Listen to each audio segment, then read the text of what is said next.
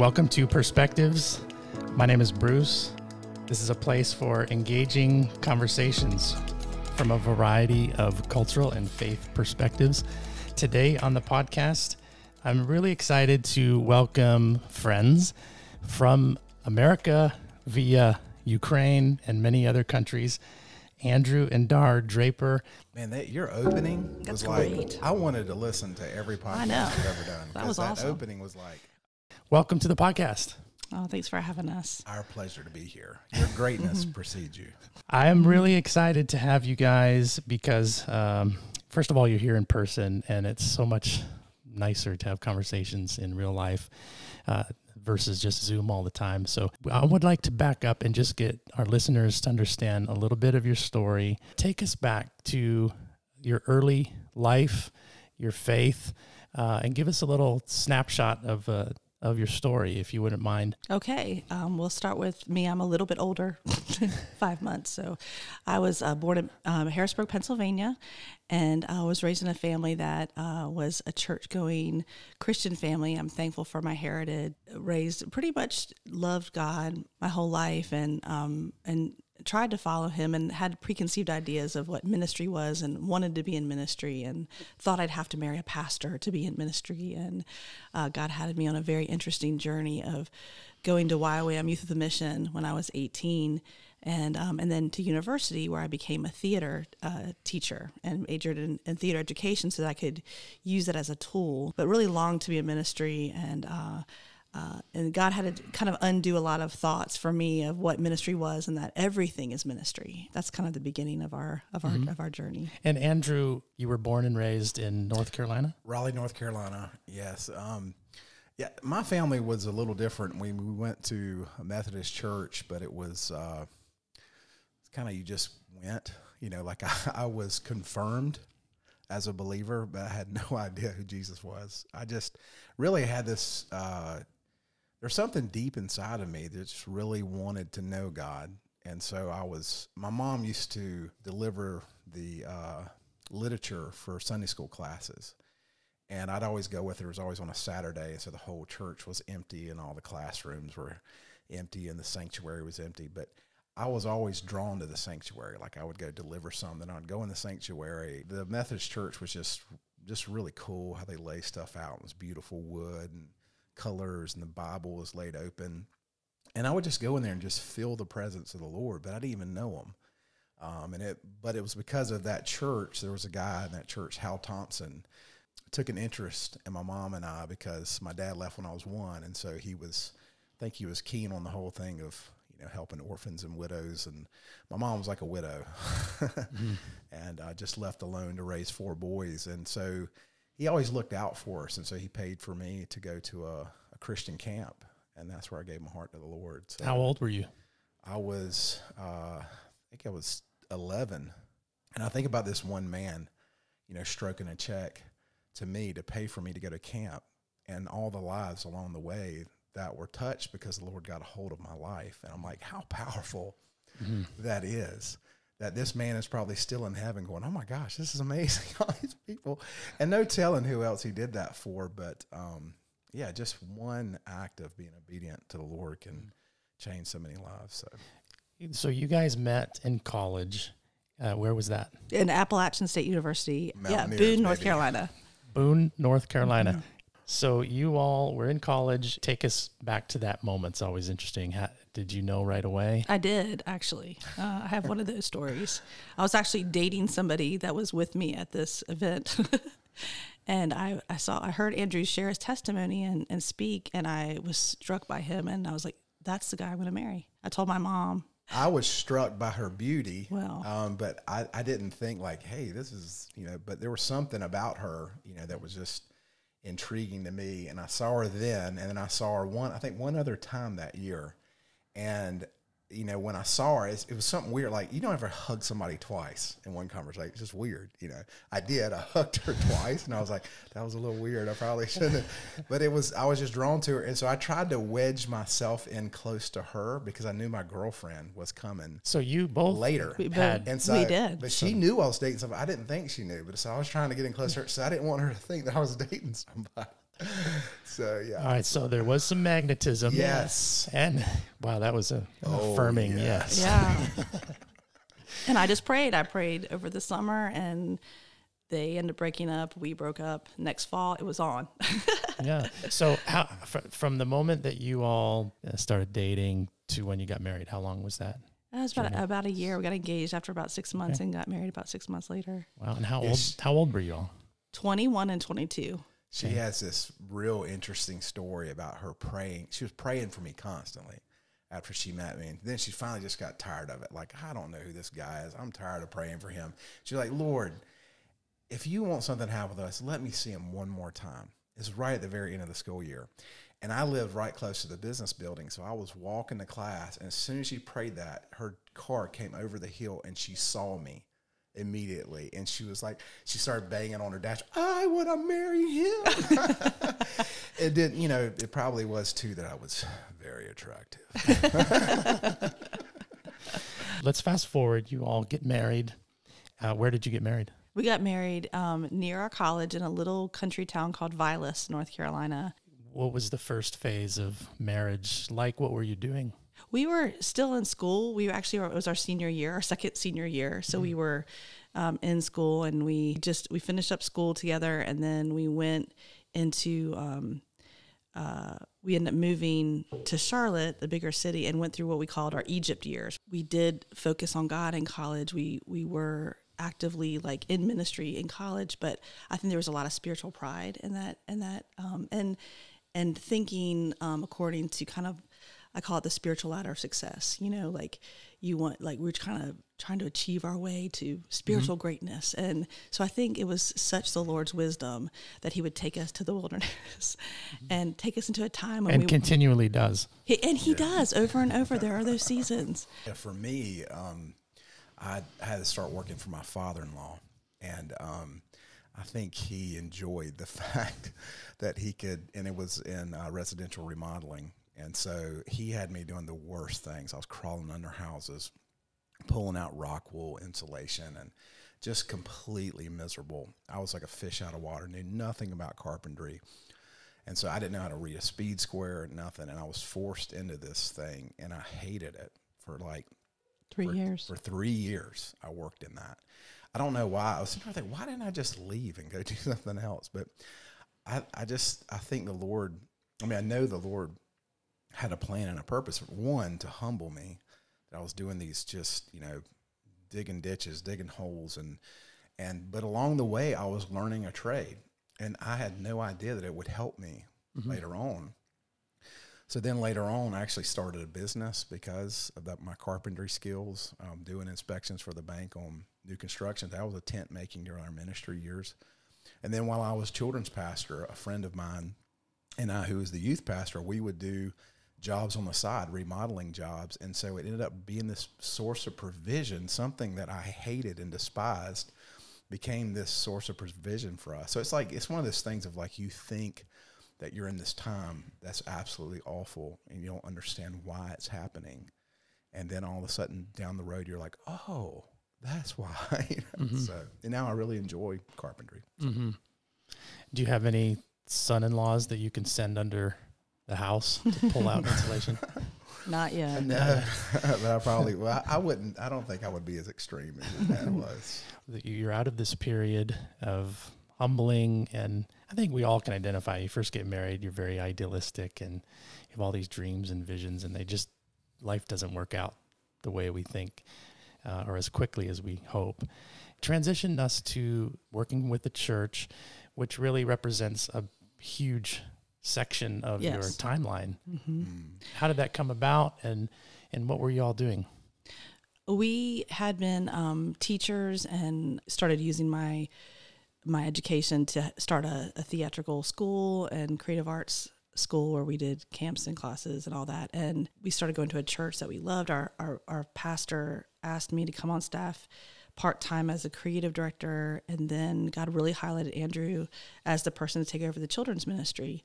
And so it was really interesting. We were married about 15 years at that time, And I was like, wow, I got that heart's desire of being married to a pastor. But at that point, wasn't a source of identity. It was just the next thing. And it was wonderful. So we had 10 amazing years on staff where we learned. It was really, truly a learning, an incubator time, I think, of learning so many lessons. And I'm really so grateful to our pastor, and I think I appreciate him even more after being on staff. When you leave, you appreciate the lessons learned from that season. The best job I've ever had in my life was being a children's pastor. It was just a phenomenal time in my life. I felt so used because everything the Lord put inside of me, I was able to use. And it really leading up to it was so cool because I had this kind of fear of becoming a children's pastor because I'd never done it before, and I was asked to be this children's. I was like, I don't know anything about it. I remember praying. I was like, Lord, I've never been a children's pastor before. And he immediately said to me, well, you've never built a waterfall either.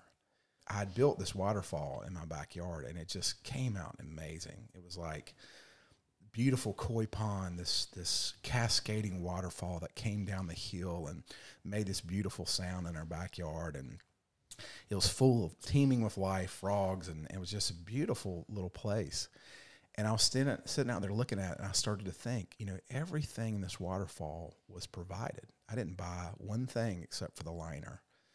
The pump station, which is very expensive, all of the rock, everything was given to me, and it was all provided for. And I just felt the hand of the Lord going, you're going to do a great job, and it's going to look like this. You don't think you can do it, but you're going to do it well because I'm going to be with you.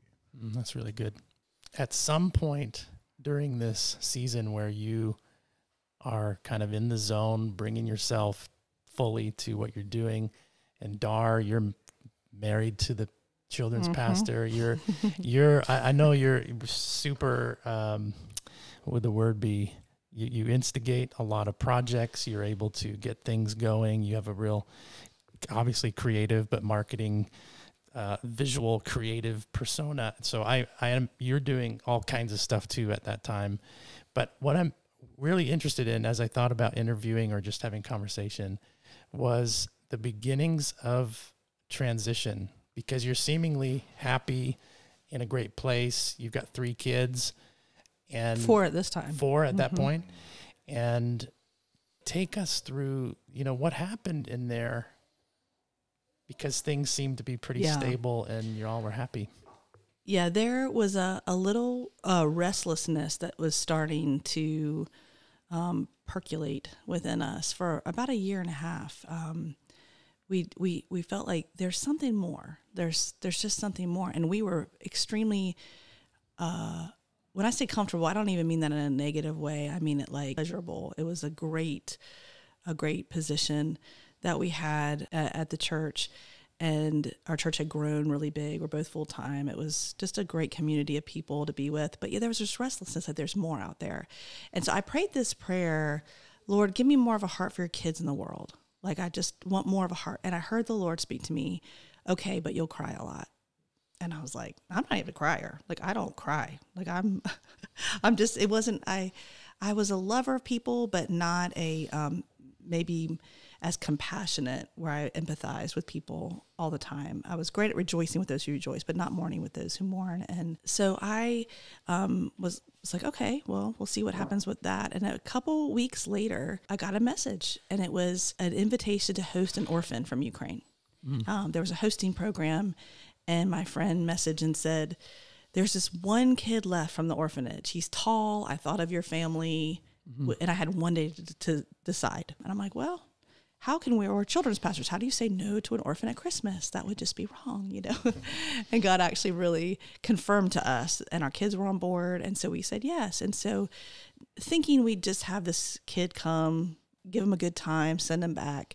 So about a week into him coming, he's fitting perfectly into our family. Our boys love him. It's just this, I'm kind of like not as attached to him yet. But the gravity hit me that this kid has no parents. Like, I'm about 45 years old.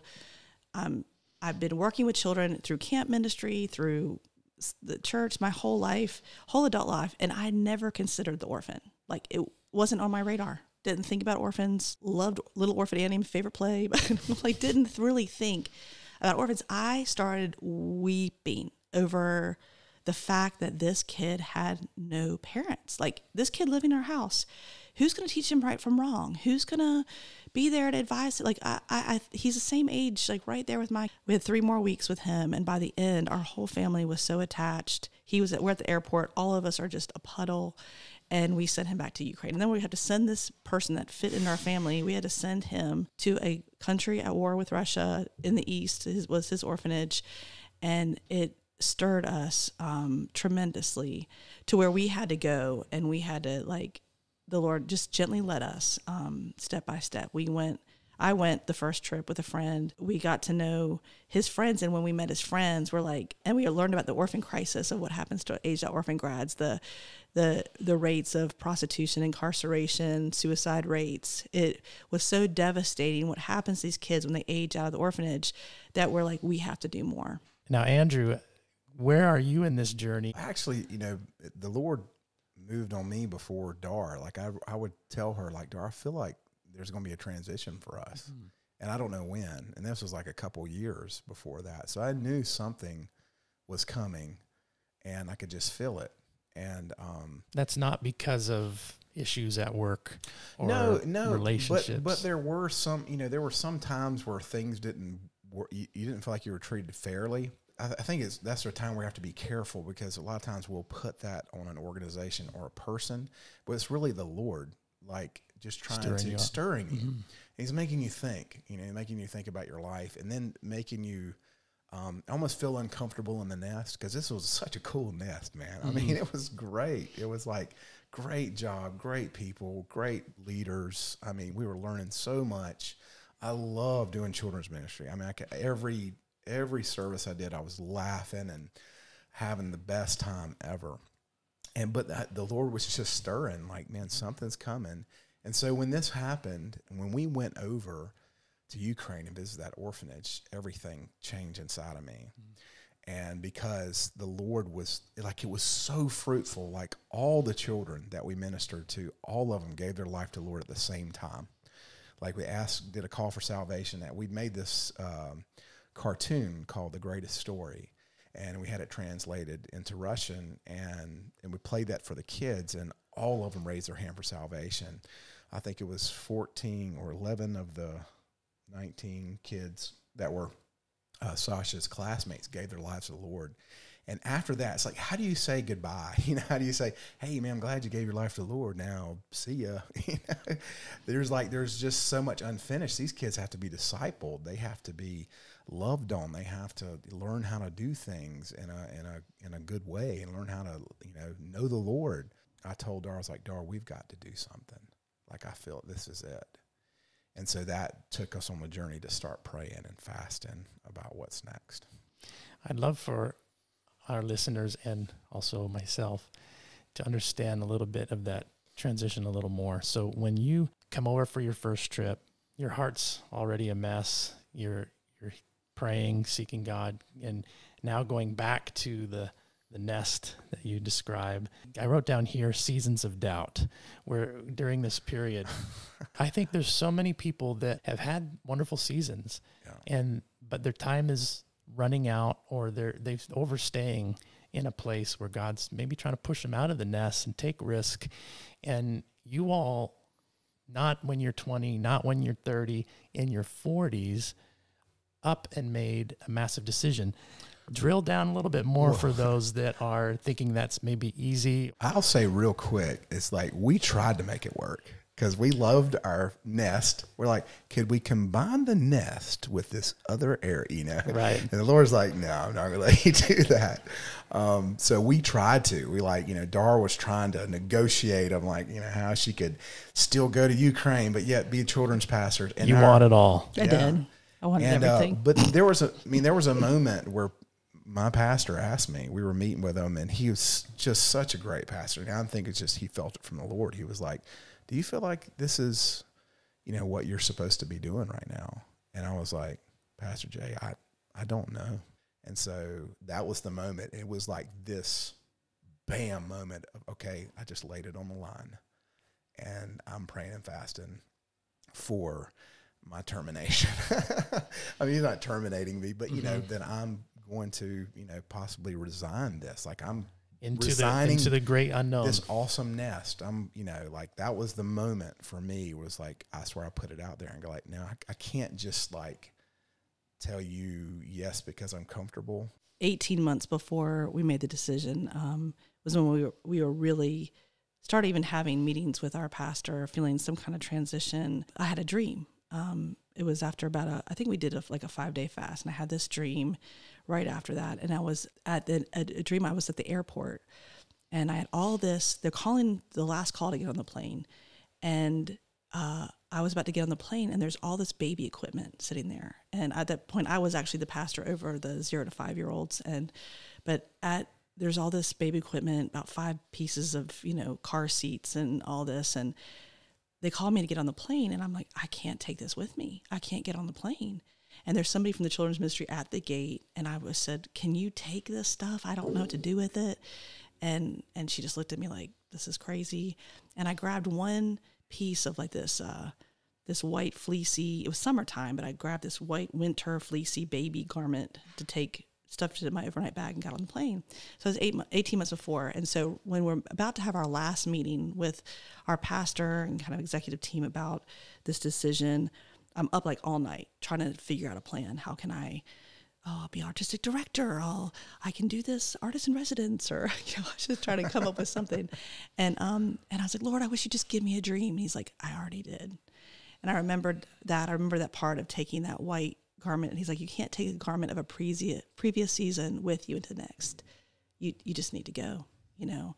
And he's like, you don't need it.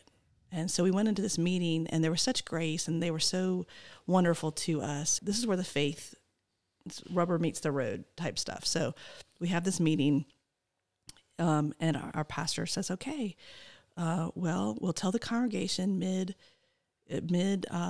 August, and in the end of August, you'll be done.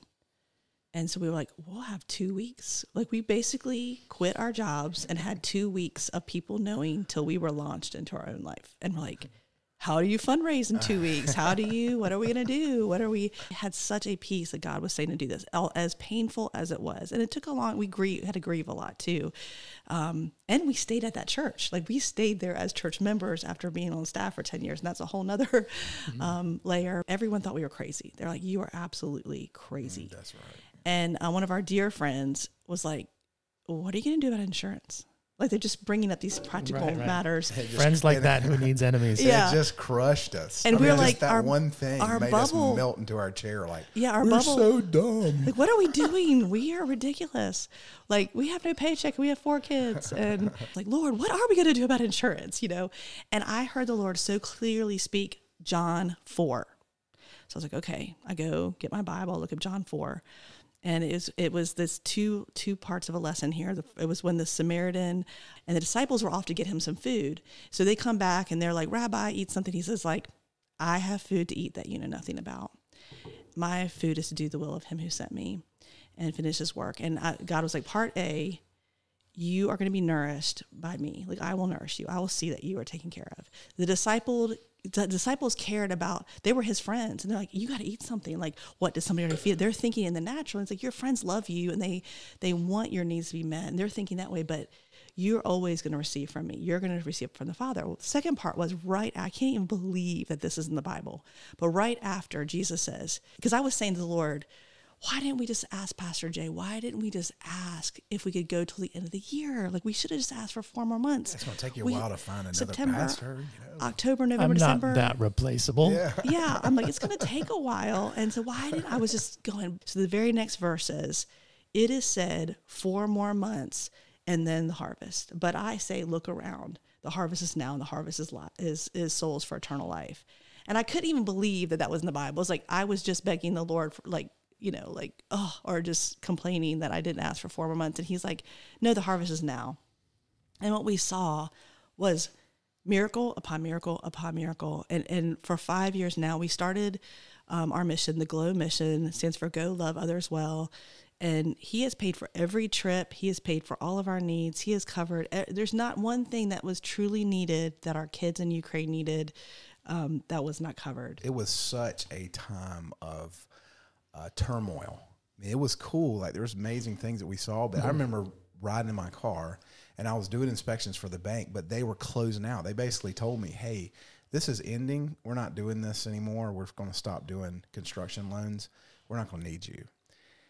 And I was losing that little bit of income that I had that I was able to produce. And I remember driving my car crying, going, Lord, like I took this step because you told me, and I'm stepping out here, and then you're just going to do this to me? We're not going to make it this month? I don't understand. Why did you do this? Then why aren't you meeting? And I was just, whining and crying. I was just honest with the Lord. I didn't understand why. And it didn't seem like we were going to make it. And, it was just that financial pressure. But we made it fine. I mean, it was at the end, last minute, we finally had enough to make it through. Can I ask you a question for both of you? What did you learn about yourself in that transition and stepping out of the boat onto the water and trusting God in like a really a legit way? Kids, mortgage, house, cars, all the trappings of America and responsibilities that are there. And you were not planning at that time to just go to Ukraine and live. You were planning to still operate and move and live within America. So that's an even bigger, in a sense, cost of living and trust factor going on there. I think trust is God's love language. Like, he loves when we trust him. He loves when we believe in him. He, like, the two things that I think irritate the Lord more than anything is lack of belief and the religious spirit, And I believe that we just were childlike, and we're like, oh, he said it, well, he'll do it. Like, that we believed him. And that causes intimacy. Like, that causes like a closeness. Like, I think I learned, like, he's so trustworthy. He's so surprising. The way he provided was not, I couldn't calculate it. I couldn't anticipate it. Even we had other missionary friends even say, you'll be surprised who supports you. A lot of people supported us, but it was like so surprising how the Lord would bring provision in so many unique and special ways. The day after we quit our jobs, our 25th anniversary was coming up, and we're like, we really wanted to do something special for our 25th anniversary. You're like, it's 25 years. You want to go somewhere? We're like, we just quit our jobs, And our friend the day after invited us to go on a cruise and paid for it. And we're like, we just quit our jobs, felt like we won a cruise, like, you get this for obeying God. And so the Lord would take care of things like that, like all these heart's desires. And he is so uniquely met our needs and our heart's desires. And I think I just learned that he's so trustworthy. Well, I guess more about him. Yeah, for me, it's the yeses that we say to him. For us, that childlike yes, when it makes no sense. When we said yes to him in a position of not knowing how this is going to work, like, if there's nothing in the natural that would say you should do this, but because we know we heard the Lord and we said yes, he just took us on this journey. And I think that's the coolest thing about the Lord is when we say yes to him, we open up this journey, and that he's going to take you on, and he's going to show you how real he is. And so that's what I would say is, like, man, whatever he asks you to do, say yes, because it's an invitation, just like Dar said, to intimacy, but it's an invitation to a journey that will give you amazing stories to tell of how great God is, firsthand examples of how good he is and how he provides for you, and he take you to places you never expected to be. And it's just been the most incredible thing we've ever done. And but it's not been easy. No. And, oh gosh. And sometimes I know growing up, particularly in evangelical and charismatic circles, there's this idea that the yes and obedience is going to lighten your load and make the journey full of mountaintop experiences, but really the valley is where the intimacy, God turns up the heat, and he's really getting at the false parts of ourselves and the fluff. When I hear how difficult that transition, even with all the places where God has met us, the formational experience of trusting God is a surrender, constant surrender. is worth it, but to not give people the false expectations that, just up and quit your job and it's all gonna come together. You really need to hear the Lord on this, man. Yeah. So turning the corner on this conversation, the last 5 years, Glow began with a focus toward the aged out orphans, particularly in the eastern parts of Ukraine. And from there, can you just walk us through the first couple years in summary, and then bring us to where Glow is today, presently, even with the war and your trip? It started with, God highlighting this one little group, and we felt like God said, pour yourself into this little garden, like this little plot of land, this group of kids from this orphanage, invest there, and I'm going to use one of them to help change the nation. And so we didn't go broad or wide. We just went deep. We tried to go deep, but we were learning culture. We realized how different Americans are. You're still living in America. We are still living in America, yeah.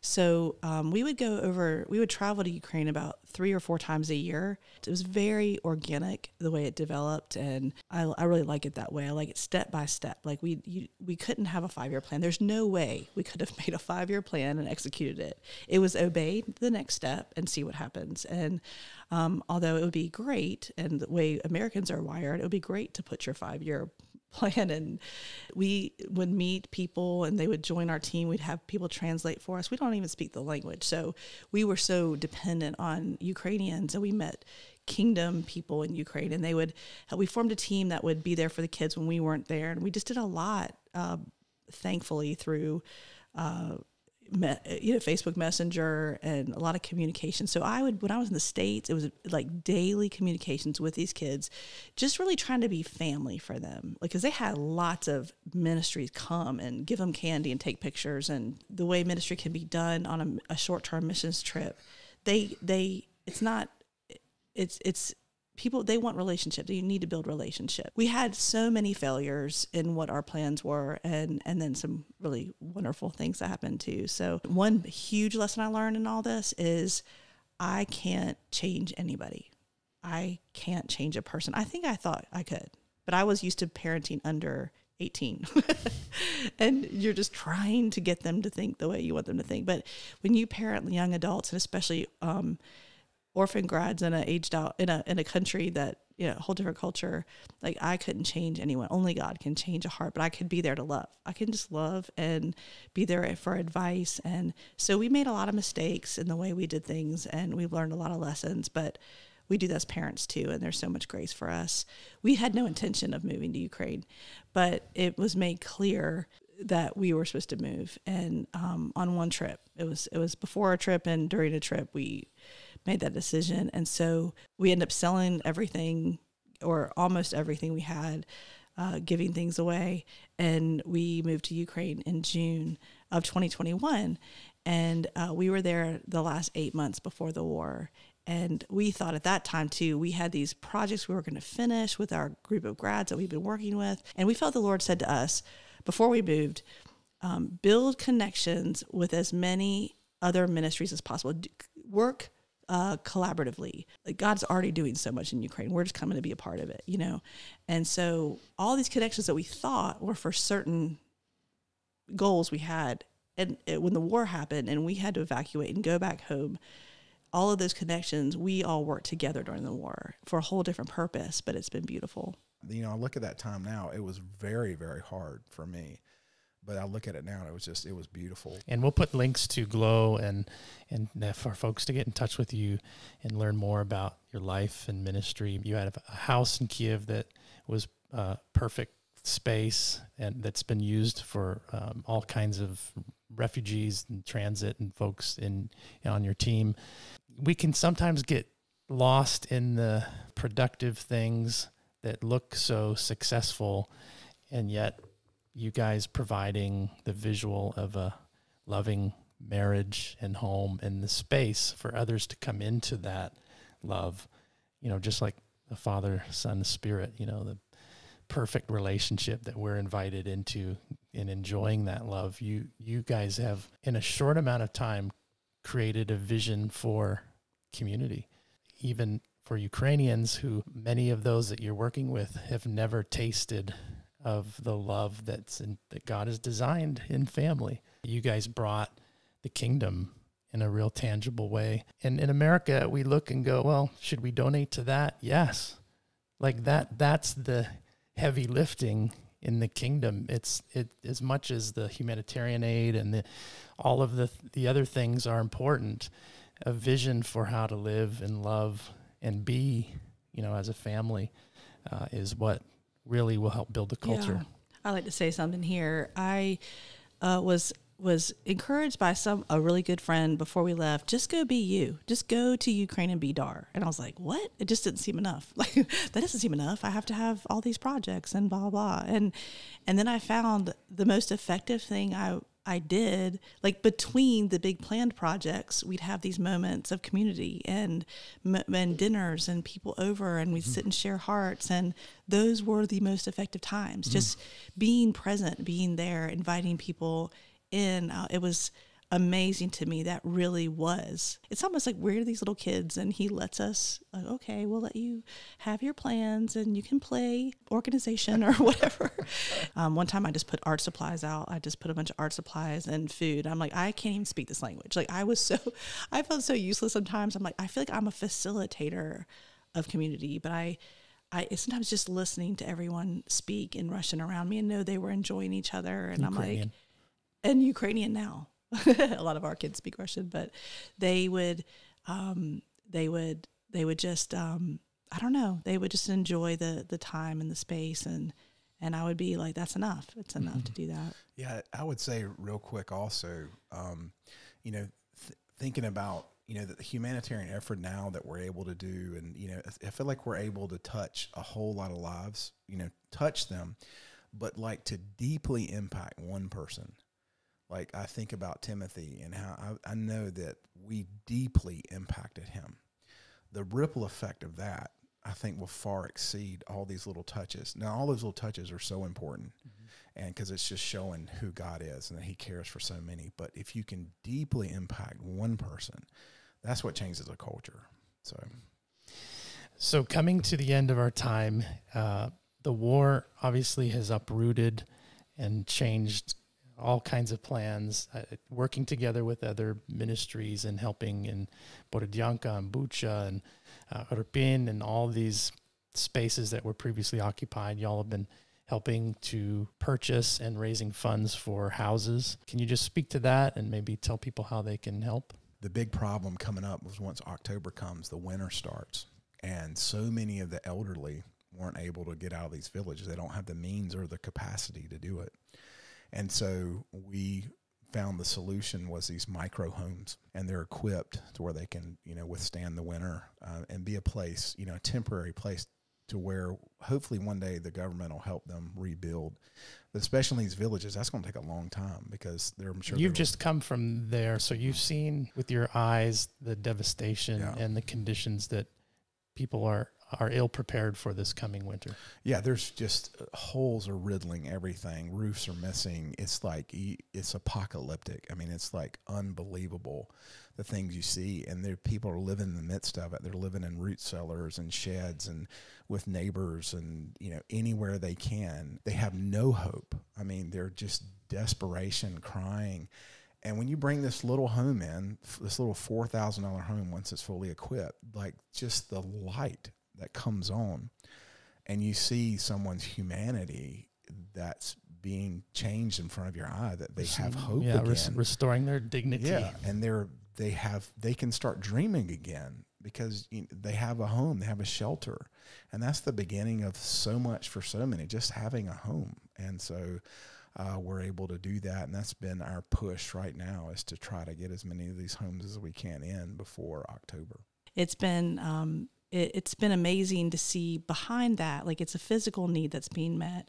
But Sergey's team, in one village, there was like 12 people they helped, and they had all them all come to a lunch, and he shared with them. They had this beautiful meal, a couple hours together, talked about the Lord, and invited them into a relationship with God. And all of them wanted that. All of them were like, we want this. They were all crying. And that's really what this is about is the people. It's 100 homes, but it's really 100 people plus their families that are being given a hope and being led to the source of hope. They plan on sticking with those people and developing relationships. And the key too is that starting a church in that area that's based all around helping others, and because there's so much need. And so when you can bring these people in who have been helped, and then they come in and they're able to help others now that they can dream and believe again.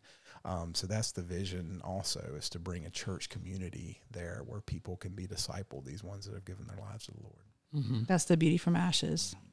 I'm really glad to know more about your story and how you met each other. We're so immediately attracted to one another, and you still radiate today. And that's what I think is a strength of, what you bring to this world and your ministry and your mission with Glow is God continues to fill you both with love. And I know everyone that's met you is your infectious joy and love and hope, even in the middle of this war that's so uncertain.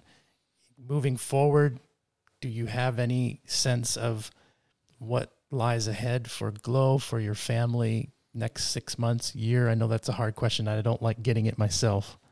Yeah, that's a very hard question. The thing with Glow that's very comforting to us, it stands for Go Love Others Well, and it's endless the ways you can do that. We really are passionate about igniting believers to go love others well, to fulfill the Great Commission through the greatest commandment. Everybody wants to be great, right? And we just want, and the greatest thing you can do is to love God with everything and love others. So that can take on many forms, and we'll just trust God step by step. He'll continue to lead us. We have a true heart for children still, and really want to ignite them to go love others well. We're investing in the lives of some of our grads through grad grants. We've given to them a lot over the last 5 years, and now we have restructured to where we promised that we'd stick with them until 2022, and kind of we're in this kind of program with them until 2022. But now, and they're spread out all over. They're all over. They're all over the world now. They're not only in Ukraine. They're all over, and all over Ukraine and all over the globe, really. But we have this program called Grad Grants, where now they can apply for a grant, and if they're going to do a project where they're going to love others well, then when they just ask for money, we're like, well, we only give money now to those who do things for others, and you can apply for a grant.